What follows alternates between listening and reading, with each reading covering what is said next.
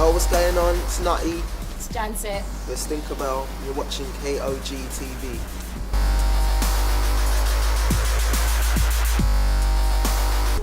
Hi, so we're here with Nutty P, saying it very properly, and Janset. How are you guys? Very well. Alright. Sorry about the rain. It's alright. I'm sure it's not your fault.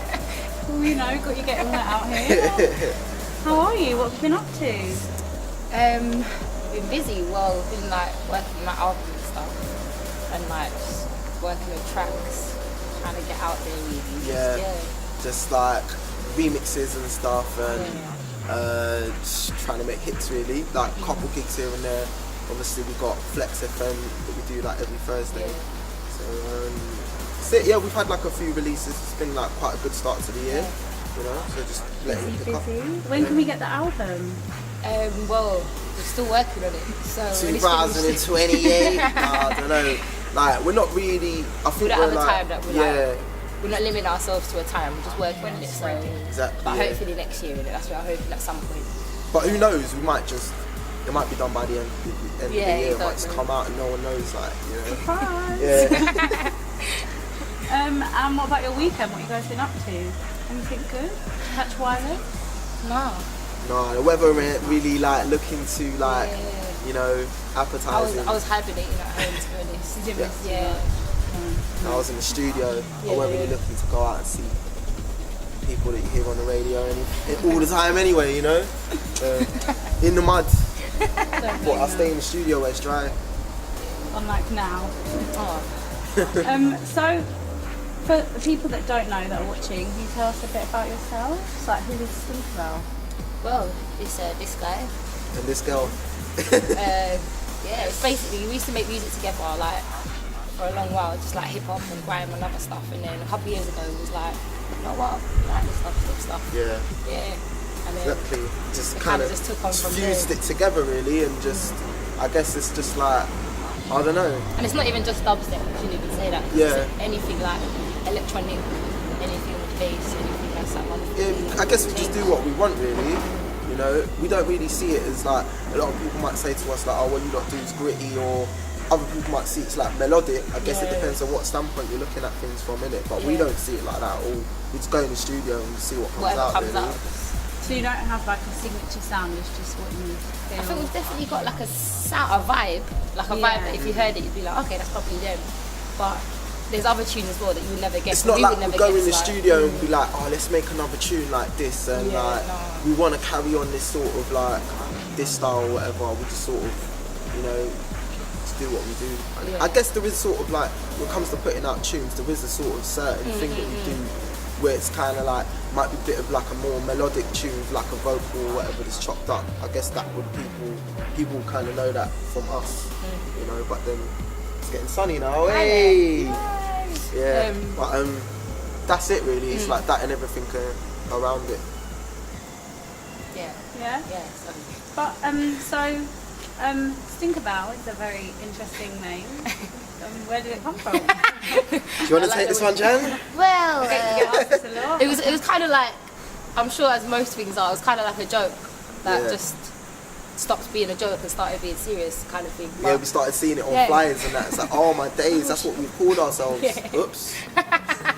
Well, it's an oops, and at the same time, I can't imagine being called anything else, Bob. I know. Can you imagine? I know. The Stink Crew. I don't know about that. Jan and Anton, like Janton, something. Oh, don't know about that. I don't know. Anset. Nah. But yeah, so STINKAHBELL was just, it was like a thing to be just like an evil Tinkerbell, or like a different version of a Tinkerbell that's just a bit more, I don't know. I couldn't even tell you the root of it. Greasy! Yeah. So there's no like smelly root? Well, there is as well, because then it's like when you hear a tune, sometimes you're like, this one's a stinker. This one's real smelly. Like. This one's hard, sort of. Yeah. It all comes together, I guess. And then, so how did you guys start working together? Like, STINKAHBELL? I guess it was just sort of like natural progression from what she was saying earlier, like from just making tunes together and that. Like we didn't really have, like we went through bare different names and that, but it was more just like for just collective of us and the people we was hanging around, and then like I don't know, it kind of just like fell into place. I guess it weren't really like it was like boom, you know, it'll be STINKAHBELL and this is what we're gonna do. Initially we met at Deal Real, we met from a hip hop scene, so then over the years was just friends all the time that we'd done music in the studio together, and then it was sort of like, just channeled through to being this where we are now, basically. But sticking together. Yeah. Found a good one. So, what's your favourite track of yours? Do you have one? For me, it's Film Noir, man. Straight up. I know, but there's like a top 3 that always goes into like a top 13 and it revolves because I can't keep one, but Film Noir is definitely a special one to us, like, definitely. Okay, let's just say that one. It is, because when I try to think of anything else. Like, I think it's just the best. Yeah. And what about performances? Where's your what's been your best place? I would just say Cable, just because we're, like, well, for me anyway, just because we're comfortable there and like we know a lot of the people. That's just somewhere that we're always at, and it definitely is comfortable. We don't really have to worry about it as much because people there kind of know us and like people come to see us and that, and I think just definitely vibes as well. and that, do you know what I mean? In Estonia, we had definitely a good time as well, definitely. like with Nick and stuff. Big up, super skanky. Super skankers. Norway was a good venue and stuff, and it was proper good, but the night was a bit different. But there's been certain nights where it's like the experience is amazing anyway, and you're kind of there and you're thinking, I'm actually. Yeah, it's one of them. Sometimes we play like a really small venue, and it's like not that it's like packed or whatever. Yeah. And it's a vibe in there, but then we play like a massive venue, and it's like no vibe. So.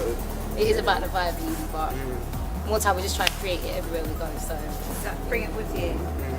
And what about, you keep talking about your studio, the bakery, that's right? Yeah. My research has told. Why is it called the bakery? Basically, when I moved in and like whatever started doing sessions during the summer, it was like bare hot in the studio all the time. So it's just like a bakery. People are going away with the bangers that day with the pre-cooked. Yeah, exactly. Yeah, people start making their own little metaphors. Saying, yeah, we're baking hits and I'm gonna make dough and whatever, and they're just doing it for the cake. Yada, Krispy Kreme, whatever. Krispy Kreme. Yeah. So it does make sense when you come there. You do understand that it's a bakery. Yeah. I've heard about your like wall with all the writing on it. Oh, it's gone now. Yeah. Yeah, painted it still. I just thought like it represented sort of like one era of the studio and like all the people that come through would sign it. And it's like when you're there all the time, because I live there, innit? Just like look around, it's like I know how live in it this gets, mess. Do you know what I mean? This is horrible. So then decided to paint it like turquoise because it's like supposed to be like a creative colour or whatever. Are you gonna start it again or just leave it blank? Nah, I'll probably get like a board or something like that, or rub it off. Yeah. Try to limit it a bit more because otherwise it gets out of hand. Innit? I used to write on it every day, every second. It's almost like you just get addicted. It's like it's too much. What about like your inspiration? Who, when you were like starting, who inspired you? In dubstep or just generally in music? Generally in music, in dub, like who's? There's a lot of random inspiration, I'd say, but I don't really ever look up to like. I don't know, it's different, I guess it's different for us because I don't really ever kind of pinpoint an artist or a genre and take the inspiration from that. It's almost just like from daily stuff, from like... I guess I kind of do that. I do like listen to things and I like soak it in and then it kind of comes out in the music and stuff like... Yeah, definitely. Obviously, before I got into like dubstep and that, we was both listening to bare rap, like Jest and like Task Force and like Clash and that kind of stuff. And obviously, because I was working with a lot of those people, it's a bit difficult not to be influenced by it. And then like later on, like got into like dubstep through like Digital Mystics and like Scream and stuff, like the old school kind of stuff. And just Bar thought, 9 like, and stuff yeah, like Bar that. 9. It was like, oh, okay, alright, so I see how they're doing this thing now. You know, it's like new territory, so you get a bit excited. You know what I mean? I also read that you guys had to read a lot. Is this true? We like to, yeah, we do. I thought you said we had to read. No, like you're big readers. No, definitely, yeah. What do you recommend? Anything out there? I write a little list if you don't need it. Like, it's a bit, it's tense right now. Fight Club. Oh, that's probably my favourite. I haven't even read it yet. Is it? Oh, mate. Yeah, no. We're into a lot of different kind of books. Like he was reading this book about time and stuff. It's like making time. A lot of stuff about. I don't want to say just spiritual, but a lot of just books that's about deep. Yeah. The choo-choo. Always powering us. Always. What have we got coming up from you guys, other than this long-awaited album? What's coming up soon? We've got a launch party coming up on Thursday. The 12th of July. Yes. Can't wait for that. But I don't know when the video's coming out. Hopefully you lot see it before then. And go then check out the video. we've got the release for that tune, Losing Tracks, the full release on the 16th. And then in December we've got the Film Noir EP, which features the track Sunday Worries. Film Noir. Huh? September. That's when Film Noir is coming out with Sunday Worries, Please Don't Make Me Switch, Breeze Monga, and Amphibious. So that one's quite a big release. And that's out on Terror Rhythm. Yeah, it's on Terror Rhythm. And we've got a remix that we've done for Orange Hill called London City, which I'm not sure when that's coming out, but yeah, it's in the pipeline. And is there visuals? Yes. And it's a film noir. So Losing Tracks video is already out, yeah. done by Cash Black, and they're just like our dudes basically, so they're doing film noir as well. Yeah. I've seen the treatment for it, it looks big, looks epic. So watch out for that. Yeah. It's going to be epic. We will. Alright, well, thank you. Yeah, and if you want to check us out in anywhere, STINKAHBELL for the Facebook, for the Twitter. Make sure you spell it right, Stink, AHBELL.